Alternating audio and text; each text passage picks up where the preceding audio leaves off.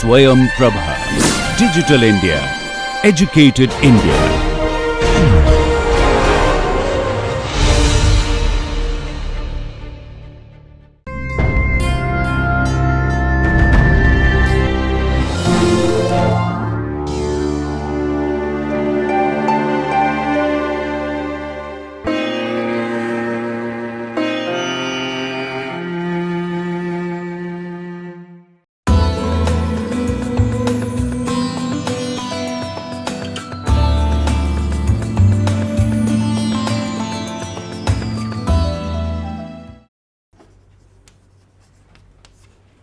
Carnot introduced several important ideas. First, he introduced the idea of a reservoir. He did not use these words, many of these words come to us. A reservoir is simply a system that is so large that addition of subtraction of heat from the reservoir does not make a difference to its temperature. So he introduced the concept of reservoir. He assumed that there was a TH, a high temperature and a low temperature reservoir. You can use T as small t if you like to indicate, you still do not know what absolute temperature is. Carnot introduced the idea of absolute temperature, although the idea of ideal gas absolute temperature had been introduced by Gay-Lussac earlier. He showed, I have to go back and say here, if you measure the volume of gases and your temperature by any empirical temperature small t, Gay-Lussac showed that the volume can be expressed in this fashion, and he showed, and alpha turned out to be 1 by, as temperature increase volume increase, 1 by 273.15 or whatever. So the numerical value if T was measured in degree C, right. This is experimentally measured, and so Gay-Lussac, essentially the conclusion was that if you went to minus 273.15 degrees there will be no volume, and therefore there cannot be temperatures below that. So the empirical temperature scale had already been introduced. T ideal gas was simply T plus 273.15. Okay, this was known, but the ideal gas temperature is not the same as the absolute temperature that Carnot came up with. You can show that the two have to be proportional. Luckily for you, the proportionality constant was chosen as 1, so you can completely confuse yourself about the ideal gas thermodynamic absolute temperature and the ideal gas absolute temperature and make no mistake. I wish they had chosen some 1.23, then we would have had one more question in the exam to trick you. If you use 1.21 then we can give you -2 or do something like that, but luckily you have been spared that. So what Carnot said was that he is going to take heat from the higher temperature, reject heat to a body at lower temperature and perform a certain amount of work delta W.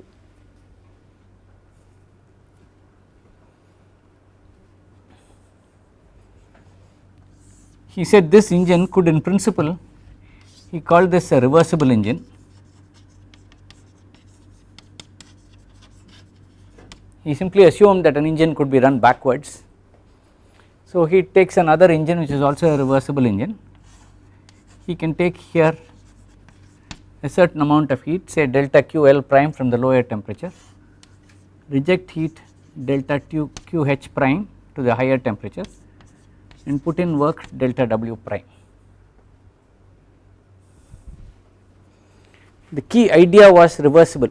Earlier, this was around the time when everybody was working on various engines. You had diesel engines, you had the internal combustion engine was there, everybody was making a slightly more efficient engine every other week, so, or at least claimed that it was a more efficient engine, and Carnot asked the theoretical question, is there a limit to all this madness, can I tell them when to stop?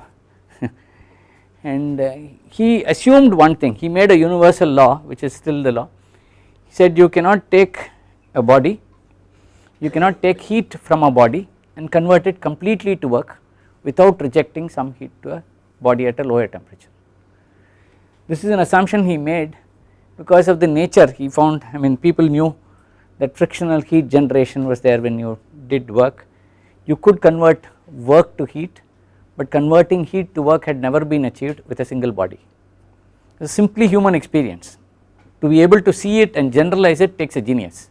We were discussing the Carnot cycle.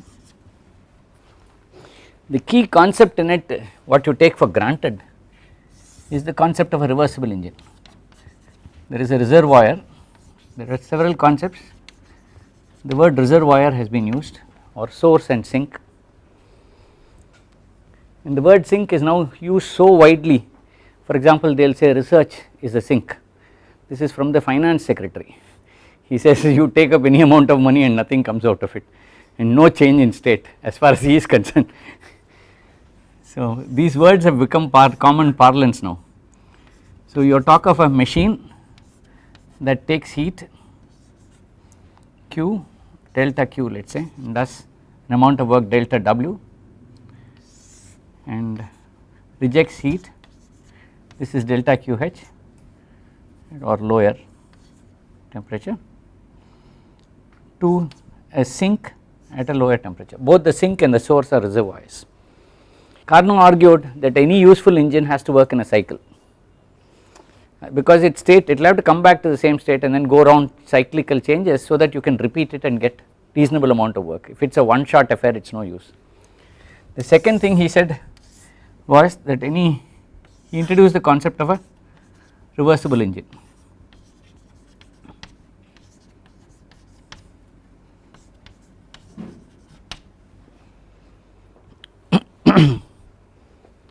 This engine works forwards. This was known, you could convert heat to work. By that time Otto, Diesel had all actually demonstrated it. He showed that you could take heat, reject heat and convert the balance into work. This was also essentially possible. They had already had the refrigeration kind of cycles in very crude form. You could take heat from a lower source, put in work and reject heat at a higher temperature.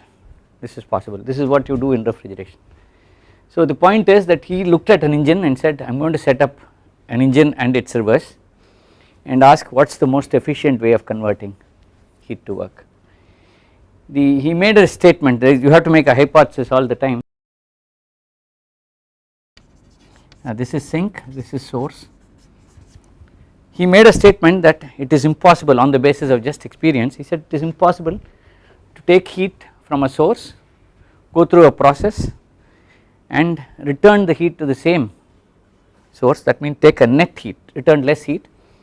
This net heat can't be completely converted to work, and vice versa. Actually vice versa he did not make the statement, he made the statement only one way. Vice versa is actually possible. He said you can't take, that is you can't leave the state of the universe the same, go through a cyclic process, take heat, convert it to work completely.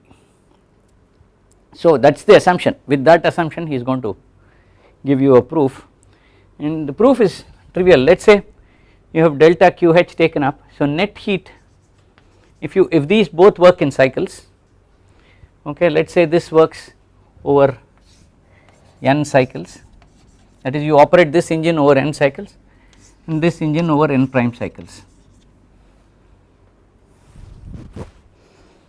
N and n prime are integers, but you can choose integers large enough so that the ratio of n by n prime can be any number, any reasonable. But net heat taken from the source is n times delta QH minus n prime times delta QH prime.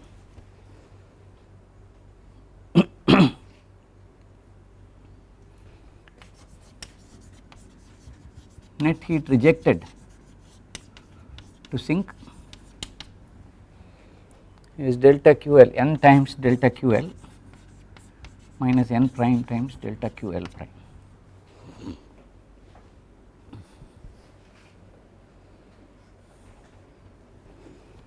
Then net work, this work done by the first engine is n times delta W minus n prime times delta W prime.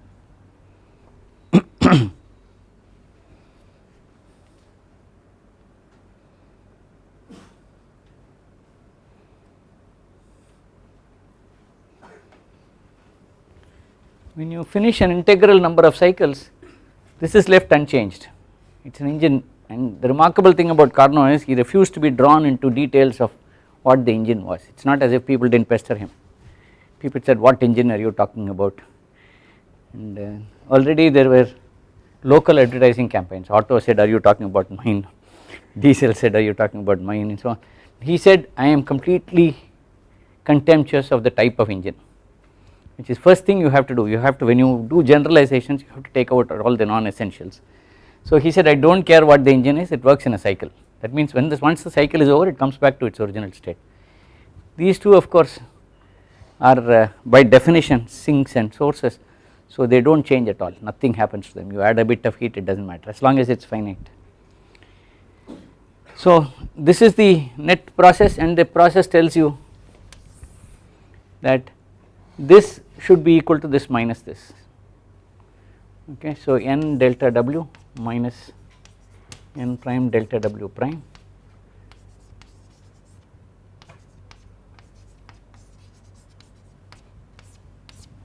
minus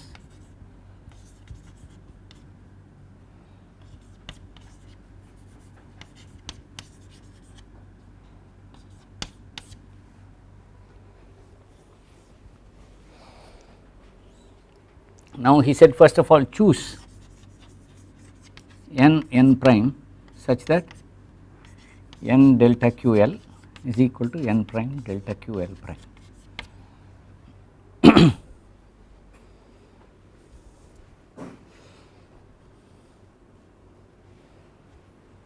You can always do that, you just running this n times, this n prime times, you have control over it, and you simply decide to choose this n and n prime such that these two are equal. So this term will vanish.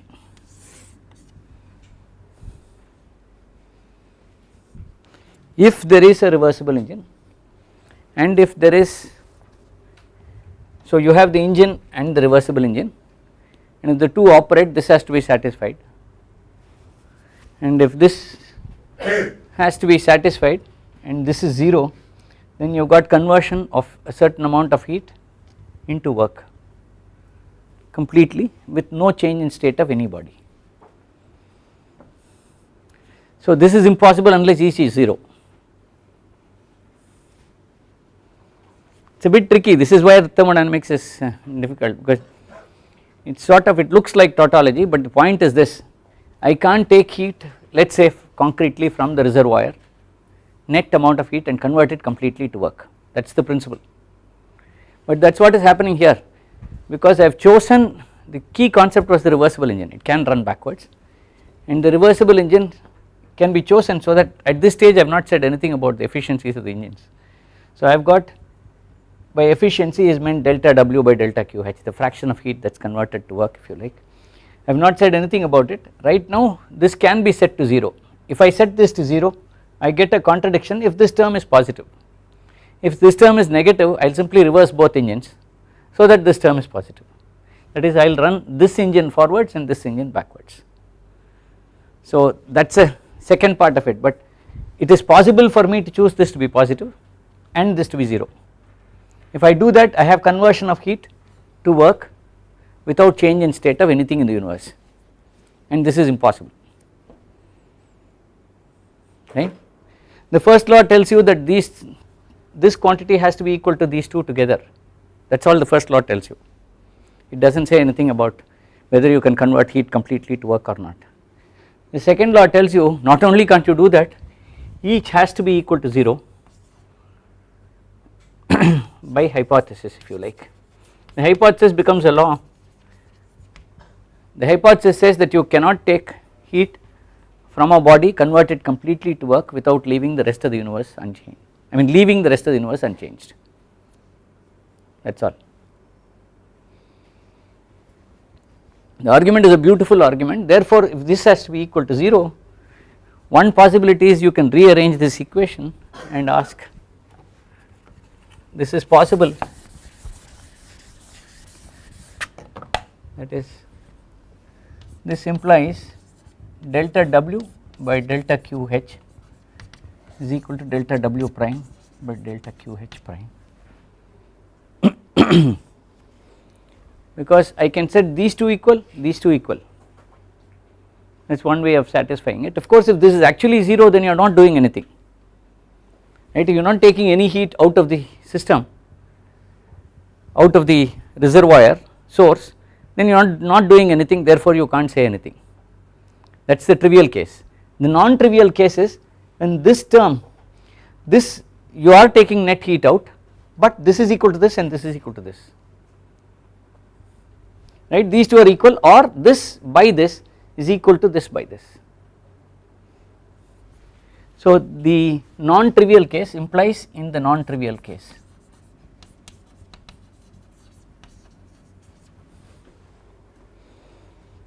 Or delta, this is 1, delta W is delta QH minus delta QL by delta QH is equal to delta QH prime minus delta QL prime by delta QH prime.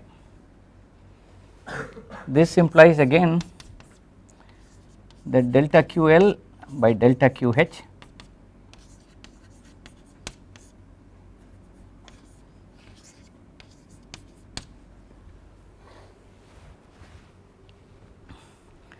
then comes the beauty of his assumption. He said I do not care what the engines are, I do not care how they work. One, I mean you can think of any kind of engine, because it is independent of the type of engine, and it depends only on QL and QH, L and H, therefore it must depend only on the temperatures of the source and the sink, because the only characteristic of the source and the sink, the only characteristic of each is its temperature, is its degree of hotness. So this is equal to function of TH comma TL. I do not know the form of the function yet. This is 1780s, feel a little humble, you know. You can do anything now, but 1780 here is a guy equipped with practically nothing, even the first law was not stated in explicit form, he had an intuitive feel for it, and he goes through a whole book called Reflexions. He is reflecting on the nature of heat and work. To be able to just sit in a corner and think about heat and work for 1 hour, you must be given a prize. I mean here is a guy thinking about just heat and work for 2 years, he is supposed to be an army guy. It's amazing. So having said this, he did not stop here, he said now not only is this a function of TH and TL, he went further and said he knows what form it is. What he is going to show is that it is actually a function of TH divided by the same function of TL. It is not only of this form, it is not an arbitrary function of TH and TL, it is also actually a ratio of a function of TH divided by the same function of TL. And to do that he did another clever thing. I am very bad at drawing, which is one of the reasons I took to thermodynamics, because here you have to only draw circles, lines and some nothing else. So let us say I have a T1 for convenience, then I have a reservoir at T2, so it is great fun to draw. Now if you have, let us say I take delta Q1, reject delta Q2, and then from this we will call this delta W1 2, between 1 and 2, this is between 2 and 3, I do some work, I reject heat delta Q3.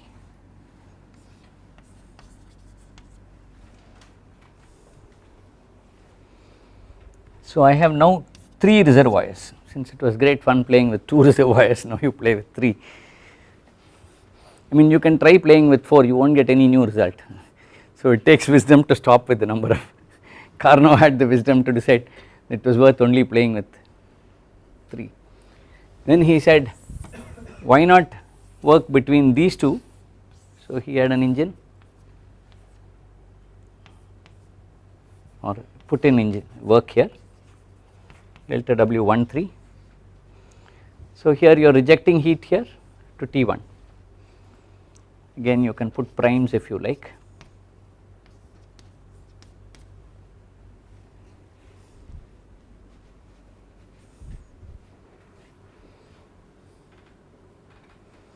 The argument can be written mathematically, but you have to try and say the words yourself in order to get this right. What Carnot said was simply this: delta Q1 by delta Q2 or Q3 if you like. Mathematically it is just this.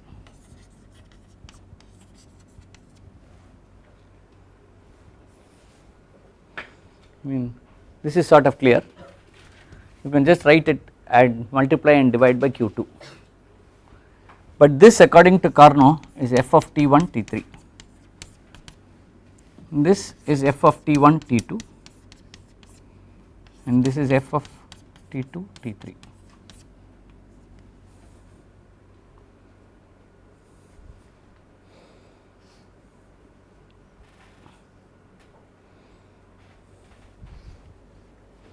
Remember, as long as I have reversible engines, this ratio has to be the same function because this has to be equal to this. You know, the primed engine is the same as the non-primed engine as long as both are reversible, and both have to be reversible because otherwise I would have just taken work, converted it to heat, which is possible.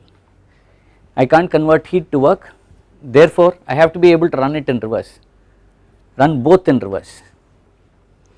So this is the result. And this from mathematics, once you have function of T1, T2 etc., and although the word state variable was not defined at that time, Carnot recognized that temperature is itself a state variable. So here I have this, and he said what is the form of f.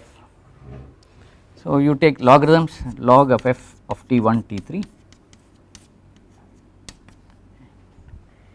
is equal to log of f of T1 T2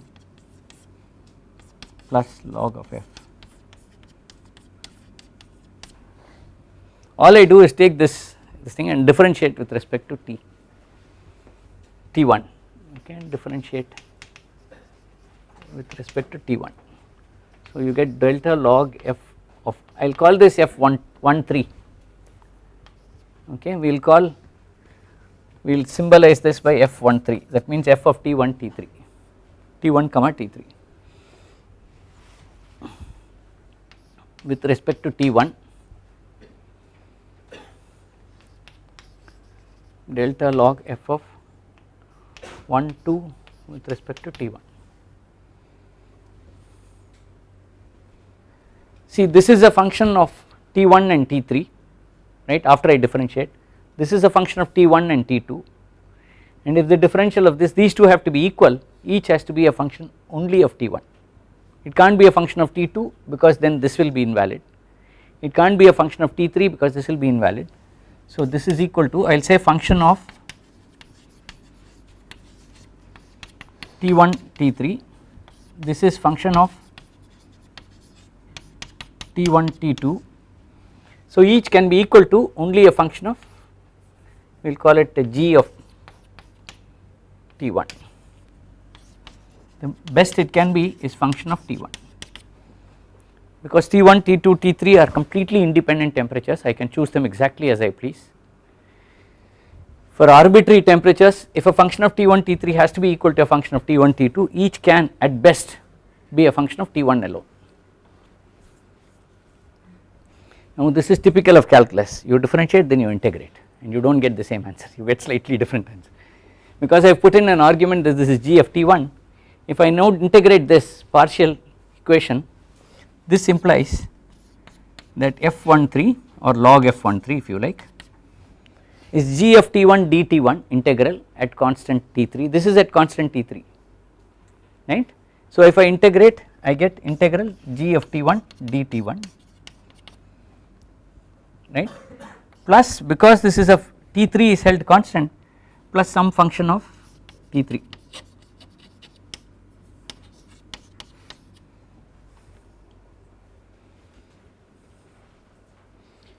It also implies, this equation also implies, I think I am running out of time for you to ask questions, f12 is equal to again integral of g of T1 dt1 plus function of T2.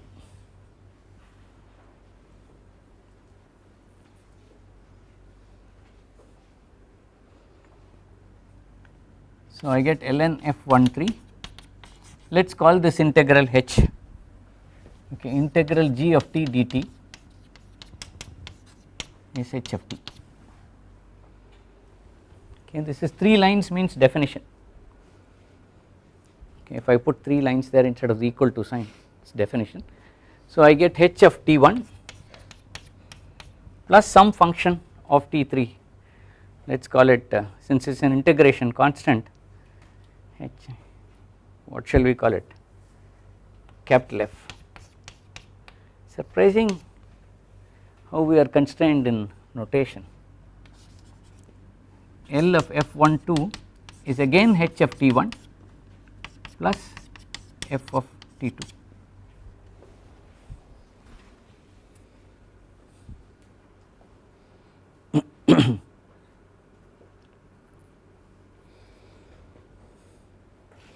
Notice if I had differentiated this equation, instead of differentiating with respect to t1, suppose I had differentiated with respect to t3, then I would have got this term f12 f23, it would have been equal to a function of t3 which I would have integrated, I would have got h of t3. The point is that this capital F has to be the same as this really, or I suppose it is a logarithm, so it could be plus or minus this, because the integration constant can be of different signs. Equal to exponential of this f12 is equal to exponential of this.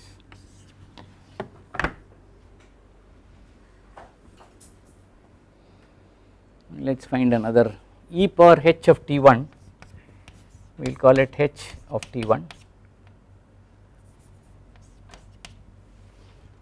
times e power f of t3, call this g of t3, and this is h of t1 again and g of t2.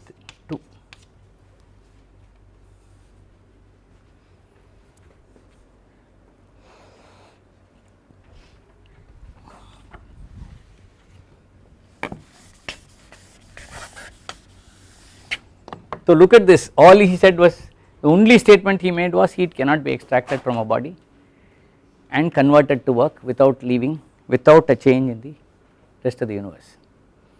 It seems like a harmless statement and you would think some fool is making some statement, let him get away with it. From that he will put all kinds of constraints on the efficiency of an engine that you can derive. So let us look at this, if you take this f13, I have that expression there, so I get h of t1 g of t3 is equal to h of t1 g of t2, and then you have h of t2 and g of t3.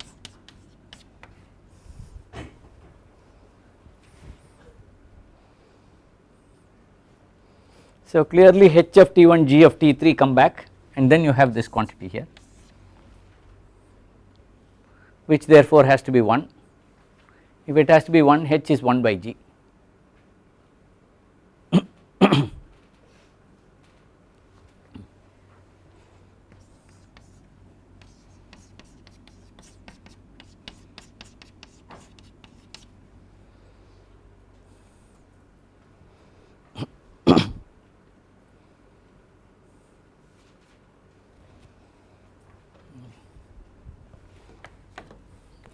So finally the glorious statement of Carnot, that if you have an engine working between T1 and T2,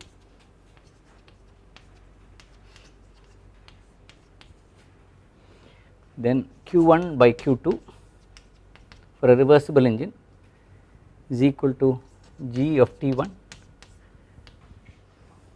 is it G or is it H? H of T1 by H of T2.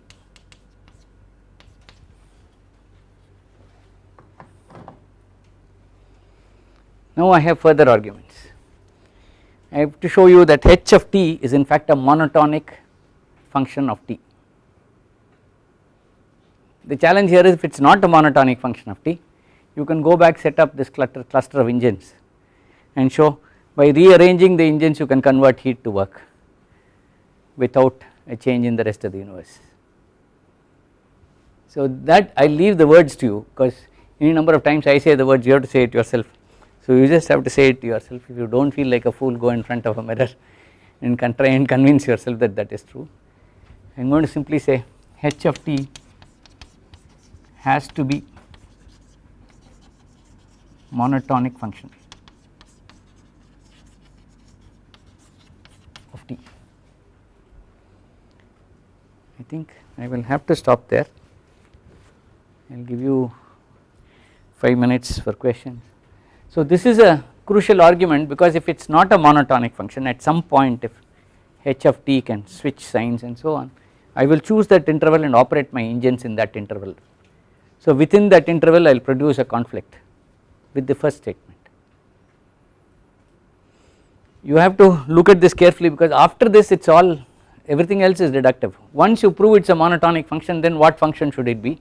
It turns out if you apply the same Carnot cycle to an ideal gas, a particular chosen cycle, it does not matter which one you choose, but if you choose an intelligent cycle, then you can come to the conclusion that this h of t is actually the absolute ideal gas temperature. It is actually equal to T, if T is centigrades, then h of t will be T plus 273.15, actually times any alpha you like. Luckily for you, in history chose alpha to be 1. I will stop there. I will discuss this again next class. If you have any doubts, you have to come back, but I suggest you read Feynman and then put it away and say the arguments for yourself, because what appears obvious is not obvious when you close the book. Then you discover what is obvious is that you know, it is obvious to you that Feynman understands physics, but that may have been obvious earlier. So it is no use at all. Okay, I will stop there. I think Gibbons said teaching is futile except in those cases where it is unnecessary. And that is the same thing Feynman says in his preface in this original truth. Okay, you have questions? Yeah. You said that it should be only a sit down I see. It should be only a function of g of t1, the derivative with respect to t1, though not f. Because one is a function of 1 and 3, But the other is a function of 1 and 2. The product t1 t2, since you have log, taking a derivative with respect to the log, if you have t1 times a constant, it will still be only t1. As in, for example, if your f of 1 2 is t1 into t2, then the equation dou by dou t1 of f of 1 2 will still be the same one. No, it will be T2, the other one will be T3, T2 can't be equal to T3. So it can't be of the form T1 T2. But the constant would cancel, wouldn't it? No, if log of f of 1 2 is, you are saying if that is T1 times T2, I am saying it can't be. If log of f of 1 2 is T1 T2, if I differentiate with respect to T1 I will get T2, but it is also equal to log of f of T1 T3 with respect to T1, which will give you T3. These arguments are fairly foolproof. I may make mistakes here, but if you do it carefully, incidentally I always have one line added in all my note, in all my things. I am allowed this is called subject to silly mistakes. It does not take away from thermodynamics. I can make silly mistakes, I may make a sign error, I may put a 1 instead of a 2 and all that, but you have to convince yourself that the basic arguments are not invalid. These are too time tested, and if you find a fault in them, be sure you will get a Nobel Prize. I mean, not a fault in what I do, that there may be any number of mistakes. I am talking about the subject itself. In fact, the famous statement of Eddington is, if all the laws were to disappear, were to be found wrong, he would not be surprised, except if we found the second law of thermodynamics wrong. Okay, it started discussing the Carnot cycle. And, we said two things. First is, I should have told you also another elementary concept, that heat flows from higher temperature to lower temperature. This is also elementary concept, simply a uncontradicted experience. So given that, we came to this conclusion, you had TH, or we will call this T1, this is temperature T2 less than T1, we have heat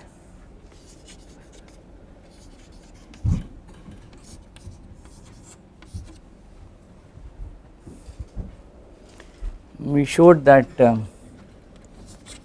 delta q1 by delta q2 is equal to some function, I do not know what we called it, just write now as f of t1 by f of t2. I suppose I called it h yesterday.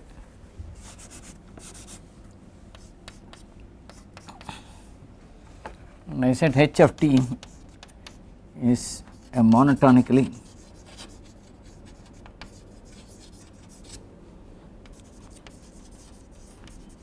increasing function.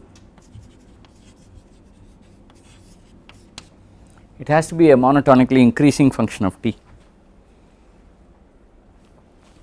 That is sort of obvious, because if it was a decreasing function, then at t2 that function would be greater than at t1.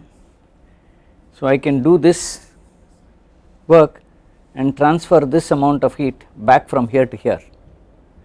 The net result would have been that I would have taken out heat from a body at temperature T2, converted it completely to work without any change in state of any other body. So that is not possible. So h of t has to be monotonically increasing. It is just detailed arguments, you just have to sit down with it and do it, but you do it only once, because afterwards you take it for granted. You go through all your calculations as if everything was taken for granted. But I think you should see it once, and incidentally this will never come in the exam. So for those of you who are looking for a question in the exam, you do not have to worry, but the real fact is that the arguments are very subtle and very simple, but the sum of those arguments leads to very profound results. Otherwise you could not have done the rest of thermodynamics. So fundamentally this has to be an increasing function. The suggestion was then apply this to a specific cycle. I will not go into details of why the cycle was chosen for an ideal gas. In the specific cycle was 2 adiabatics and 2 isothermals.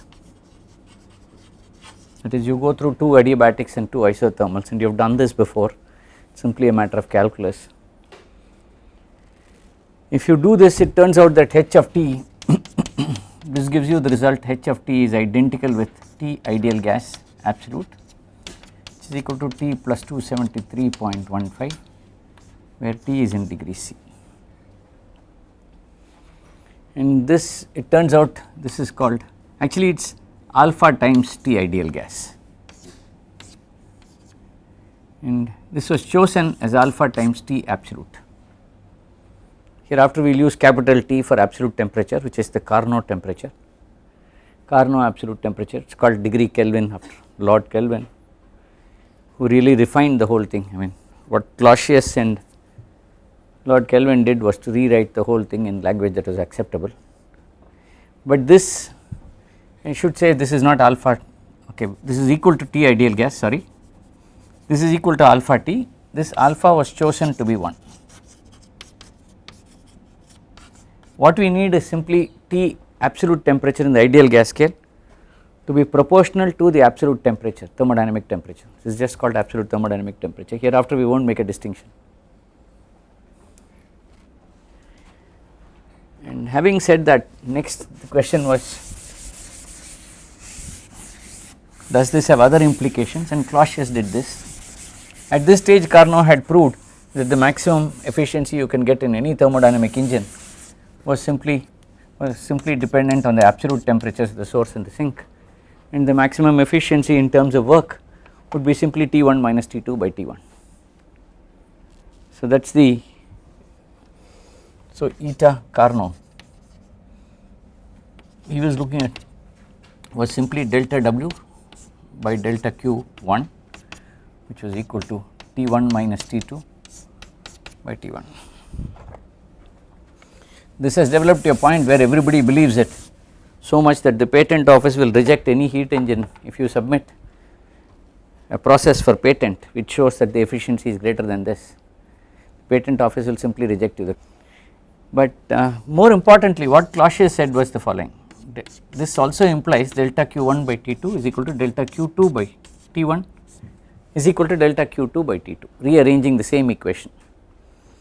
And here was a discovery, because Joule had just discovered that U, the internal energy, which is whose differential du is represented by delta q minus delta w. Delta q is a function of path, delta w is a function of path, but the difference is independent of the path. Similarly, Clausius observed that you had another quantity that was independent of the path. Delta q depends on the path, but there is exactly one function, which is the absolute thermodynamic temperature, which can convert the differential quantity delta q, which is dependent on the path, to a quantity that is independent of the path. And this is what this was called ds, if you like, delta q by T. I am sorry, I will say, he said ds is the entropy change, which is equal to delta q by T. The integral of ds over the whole cycle would be delta q1 by T1 minus delta q2 by T2, because when heat is absorbed it is positive, when heat is given off it is negative as far as the body is concerned, and over the cycle the integral is 0. This implied that the integral, cyclic integral over delta q by T was equal to 0 for the process. You are always looking at the engine, that is your body.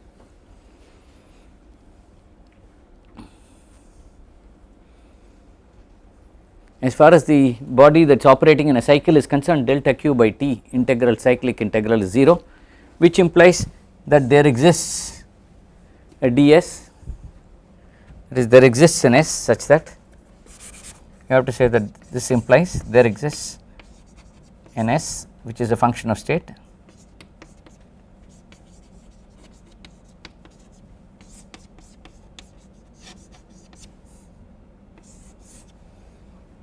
such that ds can be defined as delta q by T. And because Carnot was dealing with closed systems, there was no mass transfer in this engine, from the engine to this reservoir or to this thing. This definition is what Clausius adopted for a closed system. So I will say here brackets closed system.